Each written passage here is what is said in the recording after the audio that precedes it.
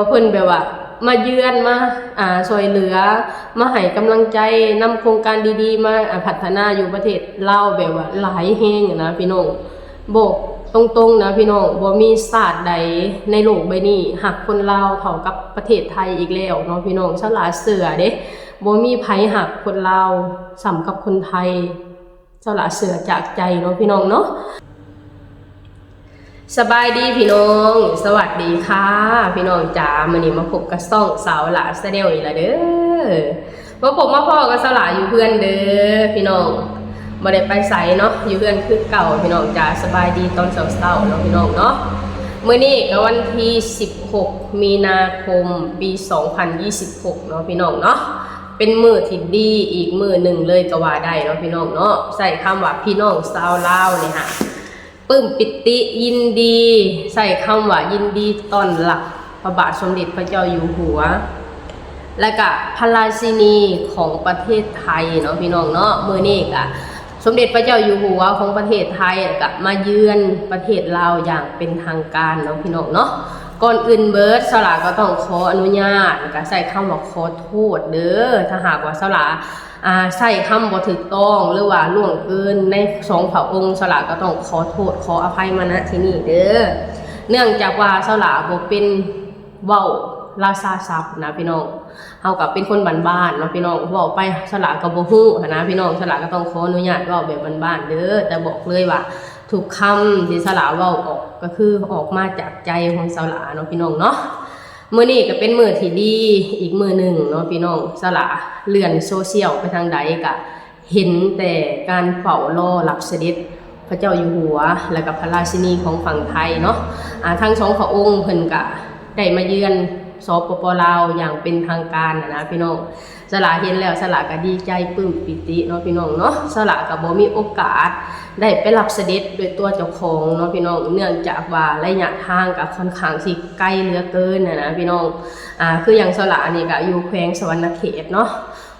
บ้านสลาออกจากตัวเมืองสวรรณเขตก็ประมาณ80 กิโลได้นะพี่น้องความห่างไกลจากสวรรณเขตไปหานครหลวงเวียงจันทร์นี่ก็ใช้คำว่าค่อนข้างสิหลายกิโลเนาะบ่แม่นว่าเกือบ100 กิโลผมบ่จักพี่น้องเพราะสลาก็บ่เคยไปเนาะพี่น้องเนาะในใจสลาเลยนะถ้าหากว่ามีโอกาสสลาอยากไปรับเสด็จโดยตัวเจ้าของนะพี่น้องอยากไปเห็นใบหน้าทั้งสองพระองค์แบบว่าเป็นๆเลยนะพี่น้องโดยที่บ่ต้องมาผ่านมือถือนะพี่น้องแต่สลาก็บ่ได้มีโอกาสเนาะพี่น้องเนาะก็บ่เป็นหยังสลาก็เฝ้ารับเสด็จผ่านหน้าจอมือถือกันแล้วกันเนาะพี่น้องสลาเห็นบรรยากาศการรับเสด็จทั้งสองพระองค์แบบว่าเห็นแล้วบรรยากาศชื่นมื่นแห้งนะพี่น้องทั้งพี่น้องชาวลาวกับพากันแบบว่าเฝ้ารอมื้อนี้นะพี่น้องใส่คำว่าสะออนคนลาวที่ได้ไปรับเสด็จโดยตัวเจ้าของนะแบบว่าไปเห็นใบหน้าอันสะสวยของพระราชินีบอกเลยว่าโอ้ยสะออนเนาะสิ่งที่สะกดตาสะกดใจมากที่สุดก็คือความสวยสง่าของพระราชินีแหละพี่น้องว่าเป็นผู้หญิงที่แบบว่าสวยแฮงบ่มีสิทธินะพี่น้องใช้คำว่าเป็นแม่ของประเทศไทยเนี่ยก็บอกเลยว่าเพียบพร้อมไปทุกอย่างเนาะพี่น้องกิริยามารยาทการไปการอย่างบอกเลยว่าพร้อมไปทุกอย่างนะพี่น้องคู่ควรกับพระองค์พระเจ้าอยู่หัวแห้งนะพี่น้องเห็นแล้วก็ตื่นเต้นเนาะพี่น้องเนาะคืออย่างสลานี่ก็เป็นอีกคนหนึ่งที่มีความผูกพันกับประเทศไทยเว้าแล้วเว้าอีกเนาะพี่น้องเนาะสลามีความผูกพันกับประเทศไทยสลาหักในองค์พระมหากษัตริย์ของประเทศไทยนะพี่น้องสลาเห็นแล้วมีความรู้สึกว่าอย่าคือเป็นพ่อของแผ่นดินลาวคือกันนะพี่น้องอันนี้คือโดยส่วนตัวของสลาเนาะและสลาก็เชื่อเหลือเกินว่าคนลาวหลายๆคนก็คิดแบบเดียวกับสลาเนาะพี่น้องเนาะอยากเป็นลูกเป็นหลานของพระองค์ท่านเนาะพี่น้องเนาะโอเคพี่น้องบ่เว้าหลายยายห่างเนาะพี่น้องเดี๋ยวเราไปเบิ่งบรรยากาศการรับเสด็จของประชาชนลาวที่รับเสด็จพระบาทสมเด็จพระเจ้าอยู่หัวแล้วก็พระราชินีของประเทศไทยกันเนาะพี่น้องเห็นแล้วบรรยากาศมื้นชื่นแฮงเนาะพี่น้องเนาะประชาชนเราให้ความสนใจให้การต้อนรับพระบาทสมเด็จพระเจ้าอยู่หัวเป็นอย่างดีเนาะพี่น้องสลาก็ต้องขอโทษขออภัยนำเสียงของสลาเด้อพี่น้องเนื่องจากว่าสลาเป็นหวัดนั่นเองเนาะพี่น้องเนาะ บอกเลยว่าการต้อนรับเสด็จครั้งนี้นะพี่น้องตั้งแต่นักเรียนจนถึงคณะมนตรีนายกประธานประเทศลาวเลยก็ว่าได้เนาะพี่น้องเพราะว่านักเรียนของสปปลาวก็แบบว่าไปยืนเรียนแถวรับเสด็จตั้งแต่เริ่มแรกเลยเนาะพี่น้องสละเห็นแล้วสละปรับปลื้มแห้งนะพี่น้องว้าวแล้วก็ขาสั่นไปนำนะพี่น้องนะตัวนี้โอเคพี่น้องเดี๋ยวเราไปเบิ่งกันเลยเนาะ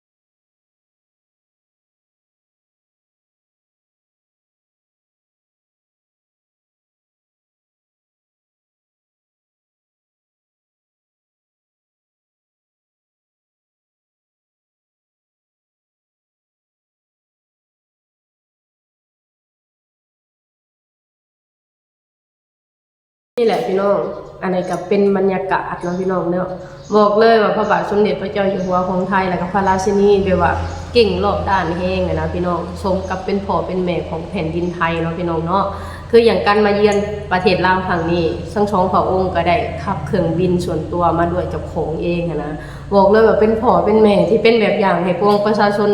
ชาวไทยได้เป็นอย่างดีนะพี่น้องแบบว่าเก่งรอบด้านแห้งนะพี่น้องแบบพระจักแนวชีวะนะพี่น้องฉลาบอกเลยว่าฉลาปรับปลื้มในครั้งนี้นะพี่น้องความสัมพันธ์ไทยลาวนะพี่น้องบ่แม่นเฉพาะครั้งนี้ที่เฮามีความสัมพันธ์ที่ดีต่อกันแบบนี้นะพี่น้องตั้งแต่สมัยพระเจ้าอยู่หัวร.9เพิ่นก็ได้เสด็จมาเยือนประเทศลาวแบบนี้เนาะพี่น้องรวมทั้งพระเทพแล้วก็อีกหลายๆพระองค์ที่เสด็จมาเยือนประเทศลาวเนาะพี่น้องเนาะทุกครั้งที่ทุกพระองค์มาเยือนประเทศลาวบอกเลยว่านำแต่ความดีนำแต่ความเจริญมาช่วยเหลือประเทศลาวนะพี่น้องอย่างเช่นครั้งนี้ก็คือกันเนาะพี่น้องสละเสือเหลือเกินว่าประเทศลาวต้องมีโครงการดีๆเกิดขึ้นแน่นอนนะพี่น้องเพราะว่าทั้งสองพระองค์มาเยือนประเทศลาว 2 มื้อเลยก็ว่าได้เนาะพี่น้องตั้งแต่วันที่16หาวันที่18เนาะพี่น้องเนาะทั้ง2พระองค์ต้องนำความเจริญมาสู่สปปลาวอีกแน่นอนเนาะพี่น้องใส่คำว่ารอฟังข่าวดีได้เลยเนาะพี่น้องเนาะนี่แหละพี่น้องสลานี่ในฐานะที่เป็นคนลาวคนหนึ่งเนาะพี่น้องบอกเลยว่าหักและก็เทิดทูนในองค์มหากษัตริย์ของประเทศไทยนะพี่น้องตั้งแต่อดีตจนถึงปัจจุบันคำว่ามหากษัตริย์ไทยนำแต่ความเจริญมาหาประเทศลาวเนาะพี่น้องให้แต่การช่วยเหลือแนะนำแต่สิ่งดีๆใช้คำว่าหักคนลาวคือลูกคือหลานเนาะพี่น้องคืออย่างสลาลงคลิปไปเนาะทางพี่น้องชาวไทยเพิ่นก็บอกว่าพ่อรักคนลาวเหมือนลูกเหมือนหลานคนลาวก็เหมือนลูกหลานของพ่อเหมือนกันสลาฟังคำนี้สลาฟังคำนี้แล้วสลาปลื้มปิติสลาดีใจนะพี่น้องชาตินี้บ่ได้เป็นลูกของพ่อบ่ได้เกิดในแผ่นดินของพ่อนะพี่น้องก็บ่เป็นหยังอย่างน้อยพ่อก็มองเห็นลูกหลานนะพี่น้องก็มาเยือนมาเยี่ยมเยือนมาถามไทยนำความเจริญมาสู่พี่น้องชาวลาวโดยตลอดมานะพี่น้องเห็นแล้วก็ปลื้มปิติยินดีเนาะพี่น้องเนาะจากใจคนลาวคนนี้ชาวลาวก็บ่มีหยังที่ตอบแทนเนาะชาวลาวก็ใช้คำว่าอวยใส่ให้พรให้ทั้ง2พระองค์จงมีสุขภาพแข็งแรงตลอดปีแล้วก็ตลอดไปขอพระองค์ทรงพระเจริญยิ่งยืนนานจากหัวใจสาวลาวคนนี้เนาะพี่น้องเนาะนี่แหละพี่น้องสำหรับคลิปนี้สลากะบอกเลยว่ามีความดีใจมีความปลื้มปิติสลาดีใจสลาเห็นแล้วสลามีความรู้สึกว่าคนลาวกะหักพระเจ้าอยู่หัวของประเทศไทยบ่แตกต่างอย่างกับคนไทยเลยเนาะใช้คำว่าเป็นมิ่งขวัญดวงใจของคนลาวทั้งประเทศเลยก็ว่าได้เนาะพี่น้องเนาะในความรู้สึกส่วนตัวก็คือหักและก็เทิดทูนองค์พระมหากษัตริย์ของประเทศไทยรวมทั้งพระราชินีของประเทศไทยคือกันเนาะพี่น้องเนาะเห็นความสวยสดงดงามของพระราชินีก็บอกเลยว่าเป็นแม่ที่สมบูรณ์แบบที่สุดเนาะพี่น้องเป็นแม่ที่เพียบพร้อมที่สุดใส่คำว่าสวยงามสวยไปทุกกริยาบทเนาะพี่น้องเนาะสมกับเป็นแม่ของแผ่นดินไทยอย่างสูงเนาะพี่น้องเนาะนี่แหละพี่น้องสำหรับคลิปนี้สลากะเว้าออกไปจากหัวใจโดยแท้จริงเนาะพี่น้องจากใจสาวลาวคนนี้สลากะขอภาวนาใส่คำว่าขออวยไส้ให้พรให้ทั้ง2พระองค์จงมีสุขภาพแข็งแรงขอให้พระองค์จงพระเจริญยิ่งยืนนานสาธุเนาะพี่น้องเนาะเห็นแล้วก็ปลาบปลื้มเนาะพี่น้องเห็นความสัมพันธ์ที่ดีแบบนี้บอกเลยว่าไทยกับลาวมีแต่คำว่าหักหมั่นกลมเกลียวมีแต่คำว่ามิตรภาพที่ดีใช้คำว่าพ่อมาเยือนลูกๆอีกฝั่งหนึ่งของประเทศไทยก็คือฝั่งลาวนั่นแหละพี่น้องเห็นการต้อนรับของพี่น้องชาวลาวก็บอกเลยว่ามุ่นซื่นเสื่อในความหักเสื่อในความจงรักภักดีของคนลาวที่มีต่อพระบาทสมเด็จพระเจ้าอยู่หัวและก็พระราชินีของประเทศไทยอย่างสุดใจเนาะพี่น้องเนาะโอเคพี่น้องสำหรับคลิปนี้สลาก็สิขอจบคลิปสำนี้ก่อนเด้อขอให้พี่น้องทุกคนกดไลค์กดแชร์กดติดตามในสลานี่เด้อสบายดีสวัสดีค่ะ